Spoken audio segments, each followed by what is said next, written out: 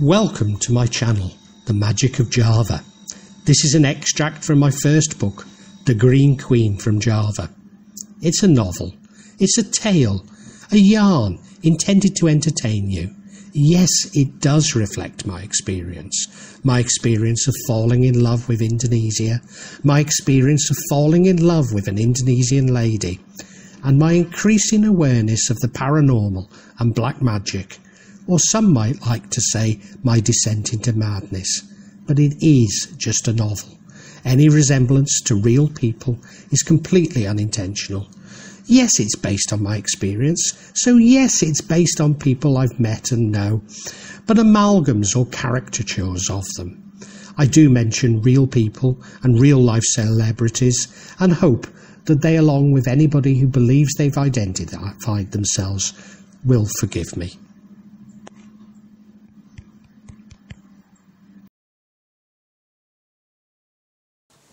Despite my concerns, there are logical explanations for many of our financial and personal problems. It is only the quantity and timing which seem unusual.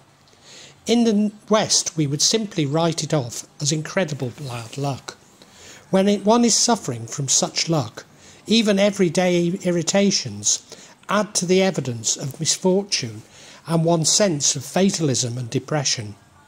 Those who understand Kajawan would have an alternative explanation. Maddie's first dream was of a white snake. I misunderstood this to be a naga, which had been sent to attack her. A snake represents a knot, as snakes intertwine with each other to form a knot.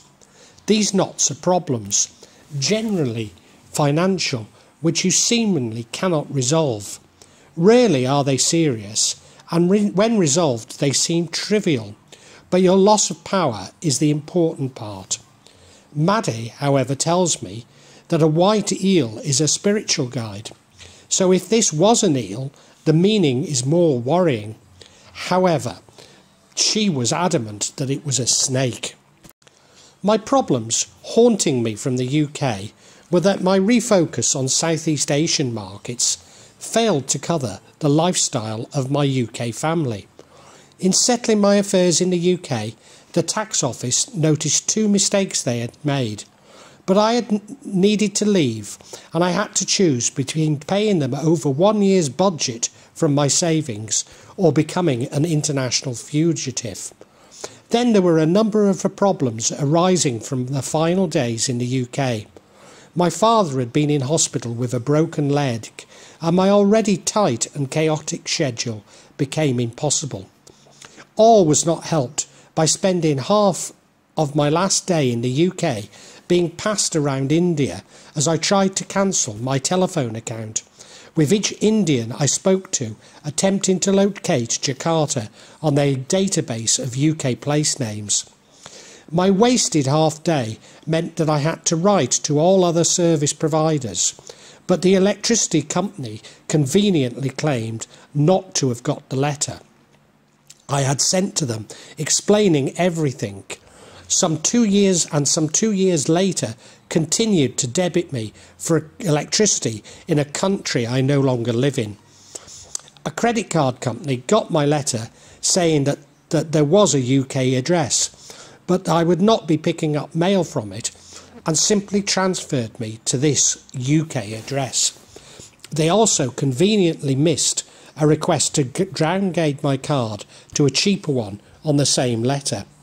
But worst of all, my bank froze all my transfers I had made to my account in Indonesia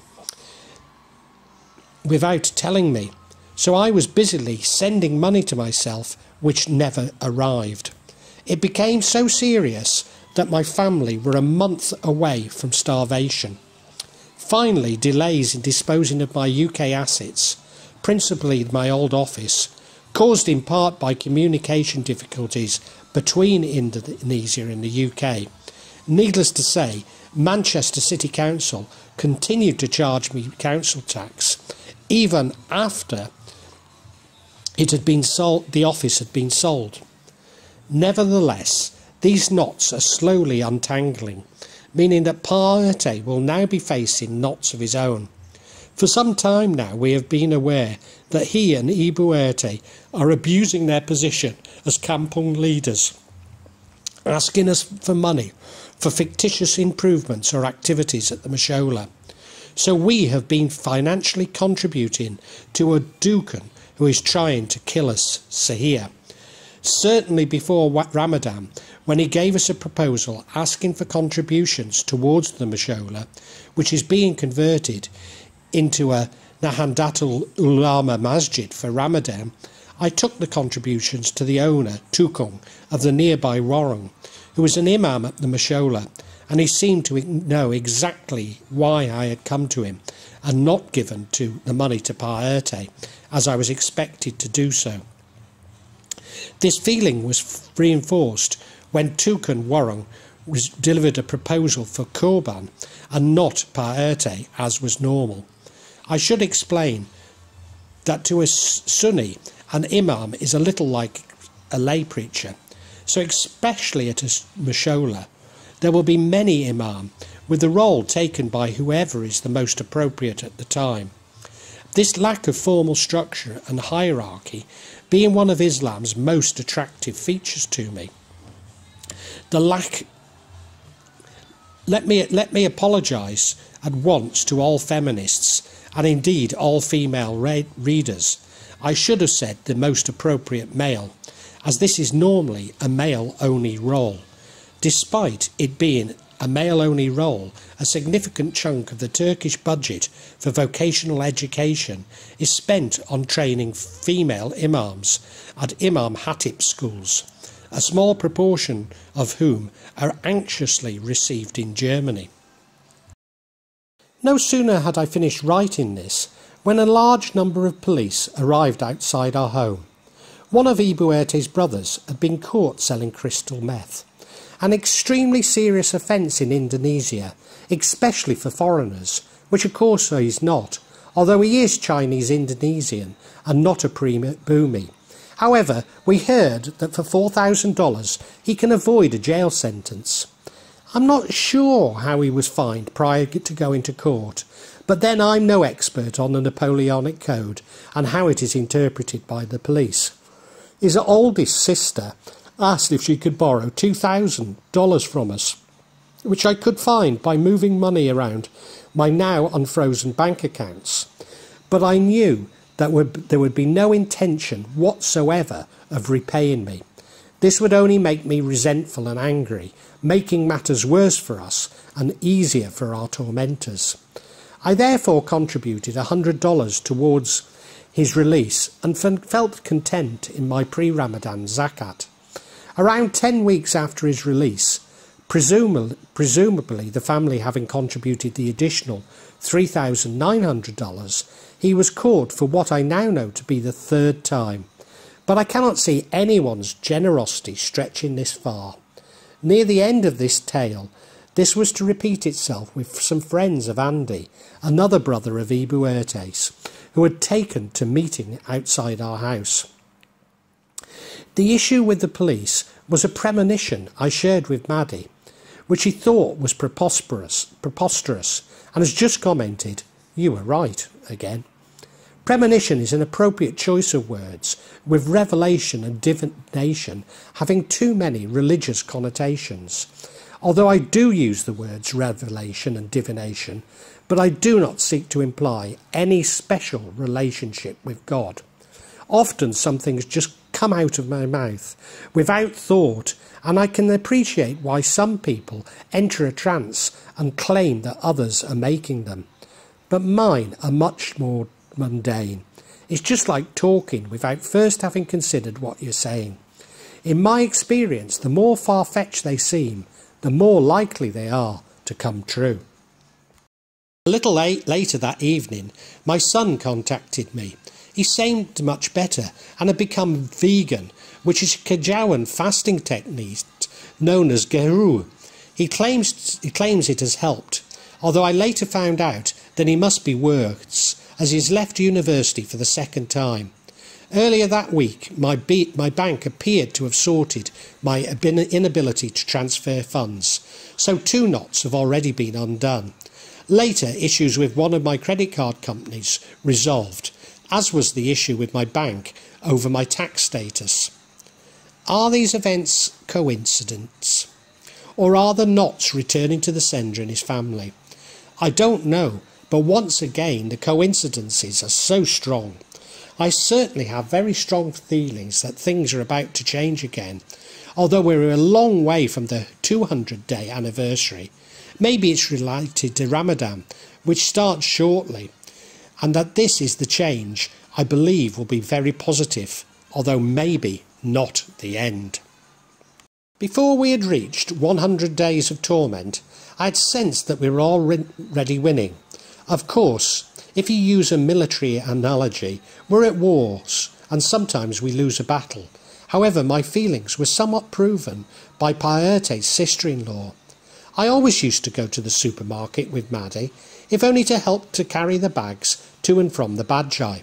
When Buddy joined us, she took my place, although at first not entirely successfully, and she'd never been in a large supermarket before. She was frightened of the travellators and would move up and down it, shaking and muttering under her breath. She may have been praying, but it seemed much more like she was uncharacteristically using expletives. Our local supermarket, Lotte, is large and has no windows. Buddy was petrified of being caught in a large structure, knowing there were no rice paddies outside to escape to.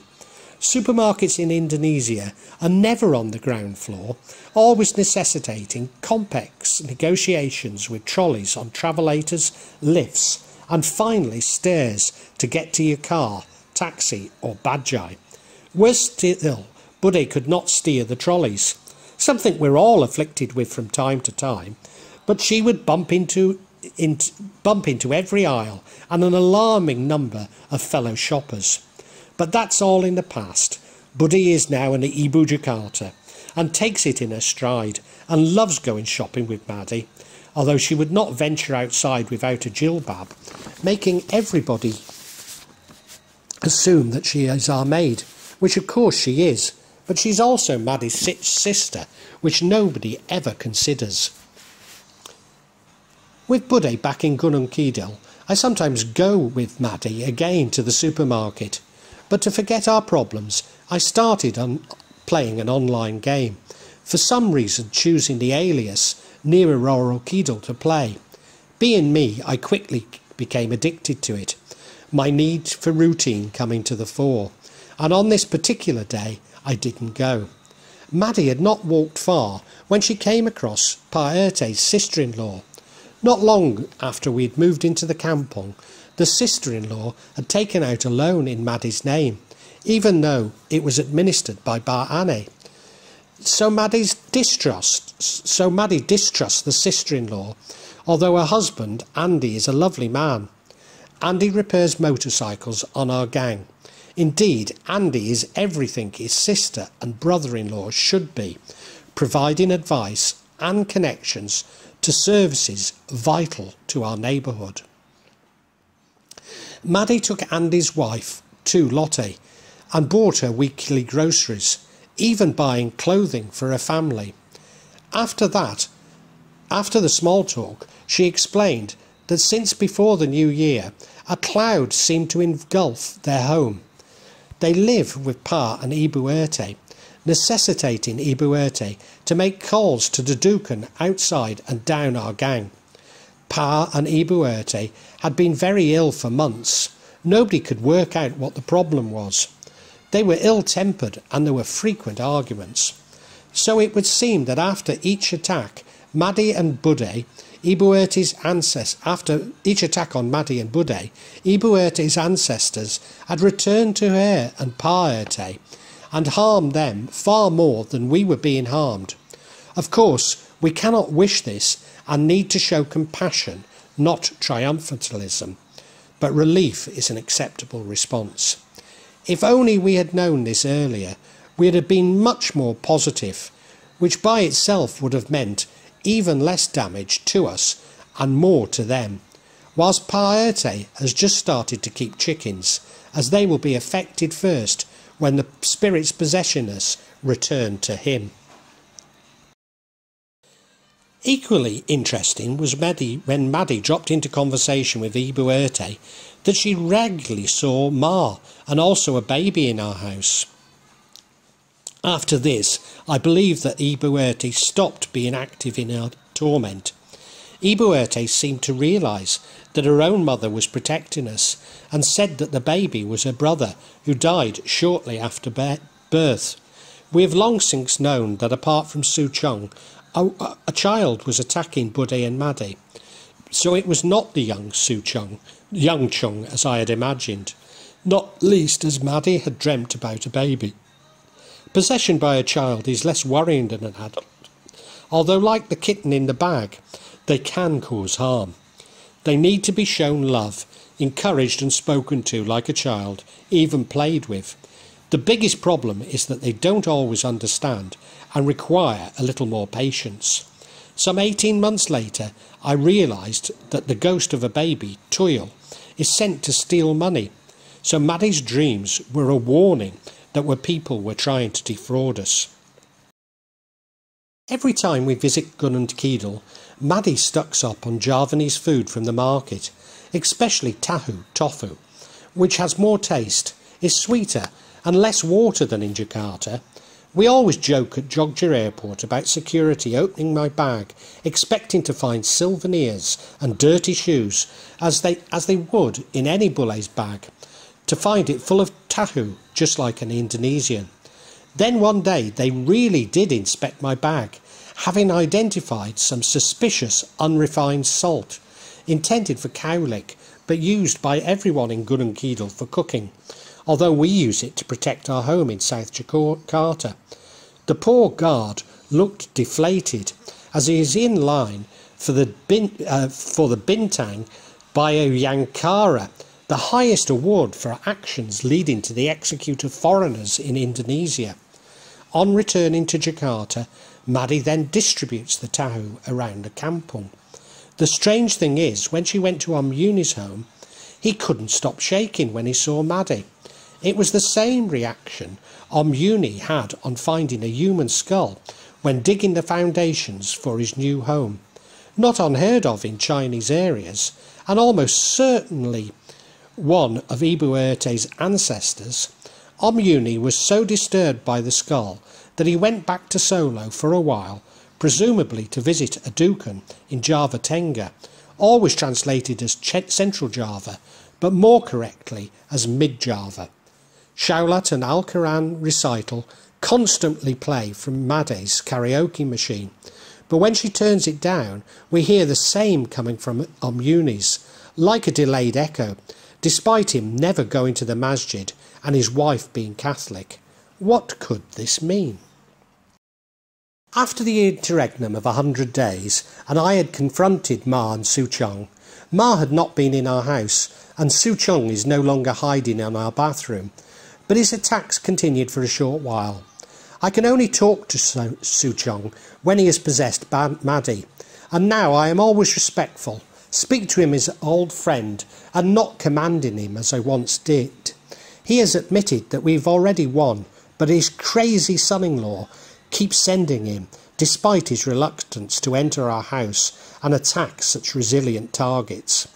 It would seem that Pa RT is incensed that a non-believing bully and a vacuous gold-digging girl are getting the better of him.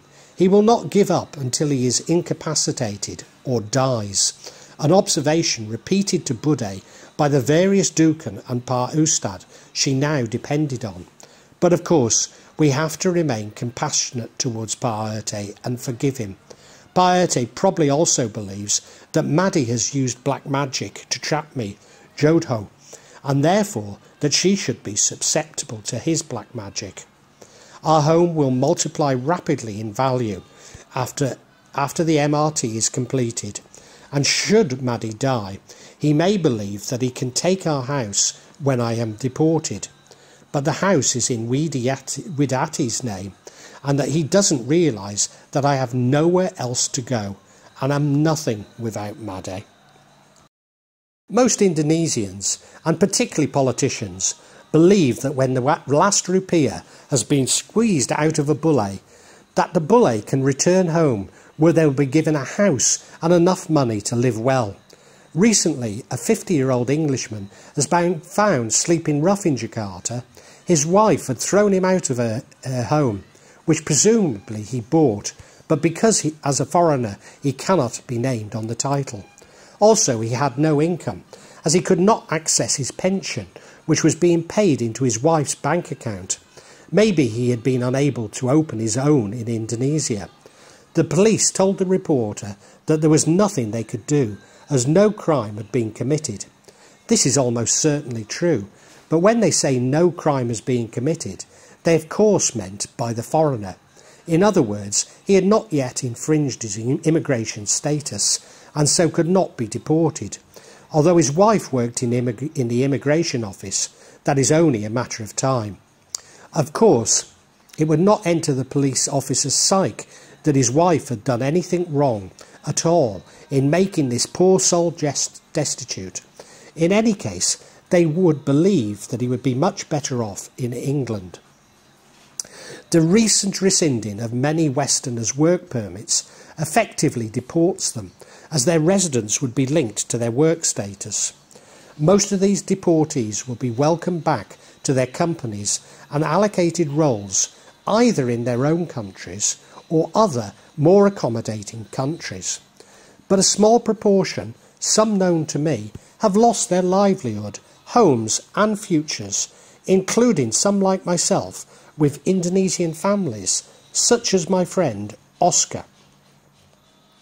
Indonesia has every right to determine its own domestic policies, and there were somewhat valid reason for the crackdown on Western work permits. Indeed, with so much poverty in Indonesia, why shouldn't Westerners wanting to remain not live like ordinary Indonesians? An argument which would be even more valid if Indonesia's caste-like class system and economy encouraged a meritocracy or other honest methods of personal advancement. Its laws weren't so blatantly xenophobic, and foreigners weren't ripped off at every opportunity. In fact, the inflation in the rental prices of so-called expat apartments and international school fees is the main reason why so many expats were on such generous packages in the first place. Nevertheless, such actions make Indonesia less desirable to skilled expats, which leads to a wage premium, a major source of the discontent with expats in the first place. Actually, Indonesia is only meant to grant work permits to foreigners who are experts in their field, and they are meant to pass on this expertise to Indonesians agreeing to forfeit their intellectual property rights. So do Indonesian politicians really believe that the world's experts are so keen to live in Indonesia that they will accept lower wages than elsewhere? But every time a minority, whether they be foreigners, Westerners, Chinese Indonesians, LGBT, journalists, academics, Christian, Kajawan, Ahmadiyya, suspected communists, etc., become the target for some political manipulation, Indonesia's world image tarnishes a little further. Despite this obvious connection, Indonesians are always asking me why their country has such a bad reputation internationally, and it is easiest for me to simply write this off as Islamophobia or racism, as the grubby truth is simply too agonising for most Indonesians to digest. Around the world, people live with injustice, persecution and a lack of respect for human life. But when subjected to these scourges for years, they become normalised, with nobody able to see that their country does not stand out. Of course, similar things happen throughout the world, often much worse. But when you assess the severity and regularity, Indonesia cannot hold its head high. Citizens from such countries will argue with foreigners that they don't understand their country, that their country is a special case, or even more ridiculously, claim a religious imperative for such actions.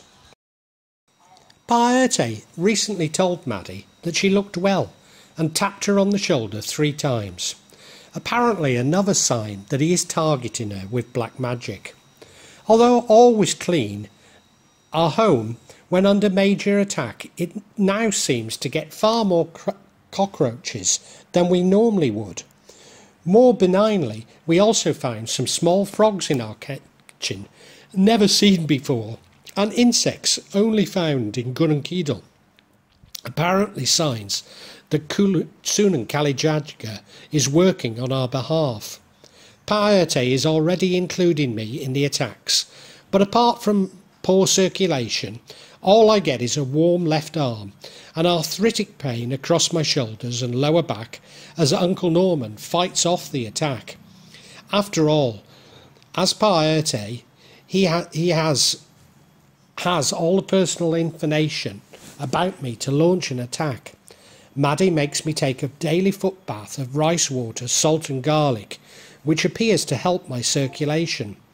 One way to remove a ghost from another is to offer yourself as a host, and Suchung now flows into my left arm as he is following his command from Pak RT. Sometimes this is a leak, not unlike an electrical shock, but mostly a trickle like a slow charging battery. I normally place my left hand on Maddie or Budde's forehead and hold their right hand, asking him to come. It's that simple. More recently, my ability seems to be getting stronger, and no sooner am I aware of a ghost passing from Maddie to me than I involuntarily fart, causing much hilarity. And I used to find the idea that Martin Luther believed farting to be expelling the devil laughable. I have been repeatedly troubled with red spots on my chest. The first attack I wrote off as measles. Maddie believed these to be the same as her and Budde's needle-like pains. Whatever, Pa or Ibu RT met us. Whenever Pa or Ibu met us, they look us up and down for signs of their treachery. I was willing to conclude that swollen feet and red spots are exactly the fine signs they are looking for, much like the marks of the devil in European and American witch trials. Much later, Maddie developed these same red spots on her arms, and we were later told that Mass Predictor was experiencing the same symptoms almost concurrently to me. I was worried, by which I mean I know, that Pak RT will turn on Titi and Widiati at some point. Although we can help them to fight it, it will disrupt their education. Titi is particularly susceptible, having already been possessed, and much more like her mother than Widati, who thinks the whole thing to be nonsense. Finally, it became apparent that we'd all experienced these red spots, so I am correct, we have all been included in the attacks. More problematic was the herpes simplex that I had endured for years, but was becoming more frequent, and Widati later also developed it, and finally Maddie.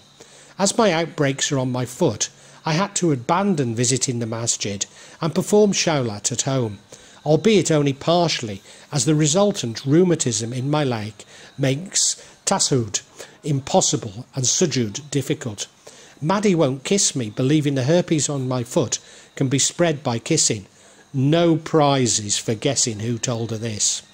Later, the herpes on my foot became a particularly painful gout-like affliction, making walking difficult for over a month. I understand that when sending attacks, it is normal to target the vaginas of women in the hope of causing marital problems, and the thumbs and big toes of men to prevent them from working and cause financial problems.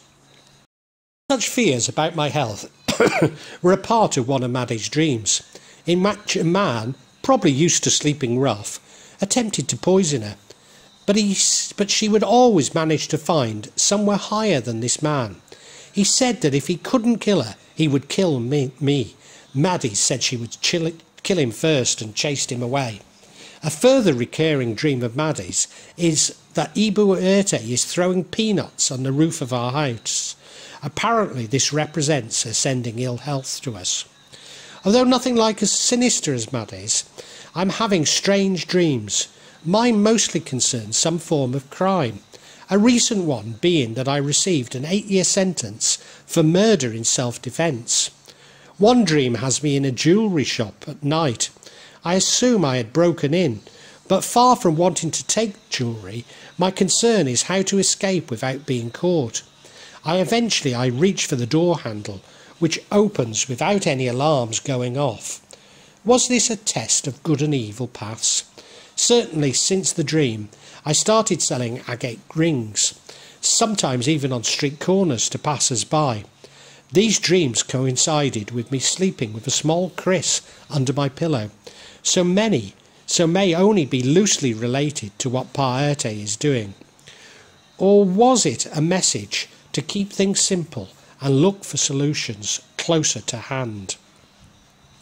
In fact, these dreams, my writing and real events appear to be colliding, interacting and moving towards an inevitable conclusion.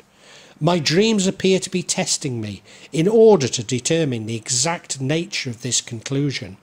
Also, when I wake up, always very early, to go to our bathroom, I can see spots of neon green on the granite floor and in the toilet, a sure sign of possession and the heightened awareness that comes with it. Of course, these and all the other signs are also indicative of heightened spiritual awareness and impeding psychosis. The breeze at dawn has secrets to tell you. Don't go back to sleep. You must always ask what you really want. Don't go back to sleep. People are getting back and forth across the door still, where the two worlds touch. The door is round and open. Don't go back to sleep. Rumney. I became aware that I had a series of dreams, almost like compartments. If accessed randomly, they appear random, but if accessed chronologically and in pairs, they begin to make some sense. Maybe the final compartment was a dream in which I was wandering around a town in the Welsh marshes, possibly Wrexham, one rainy evening. I was wearing a black gamis and black kufi, as I had been invited to the local Islamic society, but for some reason did not feel welcome. Masjids all over Indonesia are wonderful, welcoming places, and I would have no hesitation in praying in a Shia or even a Ahmadiyya masjid. After writing this, I attended the Islamic Centre by Manchester University and found its Shia congregation to be much more hospitable than the Tablighi Jamaat adherents in Manchester Central Mosque. But this was an Islamic society and not a masjid, and it was in the UK, not Indonesia. Non-Muslims may be surprised to find that many Muslims in the UK, especially the North, follow an evangelical sect known as Tablighi Jamaat. They believe that we should dress as Muhammad did, or at least how 20th century Indians believed Muhammad dress, albeit based on old but critically not contemporary accounts. Have a beard but no moustache, and into the toilet with our right foot. I hold no negative views about their practices, even some admiration, save for their evangelism. Not least as the evangelical tradition is not strong, even forbidden within Islam. They see me as a prime target to be shown a true path. In fact, many Arabs and Pakistanis believe that Indonesians are not real Muslims after all, despite Indonesian Muslims outnumbering them. To shelter from the rain, I entered a pub, something I would never do in Muslim attire, unless I'd just been called a Muslim by a group of evangelists in half-mast trousers, another of Tablighi Jamal's idiosyncrasies. Nor would I take a copy of Al-Quran into a pub and certainly not leave it there, even though we're asked to believe this about the Al-Qaeda pilots blamed for 9/11. I ordered a beer and an attractive middle-aged lady came and sat by me, and we appeared to be getting on well. I went to the toilet and was jumped on by two men. I beat them off, but maybe was overzealous with one, possibly killing him. I then was attacked a second time by a single assailant, and again I won. Were there two men, or was there a third? Or was it simply the second assailant recovering and attacking me once more? Probably wondering where Pak RT's power is coming from, and how he can keep commanding the now reluctant Su Chung. It would seem that Pak RT's knowledge is of a high order, and may not be totally Kajawan, but more Sunda Wiwitan, reflecting his heritage in Purwokerto. Maddie's brother had stayed on the sidelines, not really helping his sisters, but occasionally saying, "I can do that," when he hears of the symptoms. Like us, I am sure that you have your doubts about Mina's rush to sell the house so cheaply, Mas Kunchara's sudden death, and Budde's hysterectomy. The husband of Maddie's younger sister was sure that Mas Pradipta had used black magic to entrap Budde. Although Mas Pradipta is a lovely man and seems able to turn his hand to anything, I can understand Budde's love for him. The brother-in-law was also aware of Pak RT's family, had already killed 3 people in exactly the same manner that he was attempting the same with my immediate family and me. The brother claims that many people are aware of Pak RT's family's use of black magic and killing Sahir. Indeed, I believe that while Pak RT has free will, we are really fighting the spirit that has possessed Pak RT and not the person directly. I do not believe this to be Su Chung, who was simply doing the bidding of this other spirit. Just as Maddie is using Gumbengling, Pak RT is using Galuwang Tapa, one of the most powerful of the Kajawan fasting techniques. He digs his own grave in a cemetery and remains in it up to his neck for 24 hours without food and water. This enables him not only to commune and command with the dead, but to become dead himself for a while, allowing ghosts to possess him. Once a devotee has done this, death will no longer hold any mysteries, but something inevitable and close.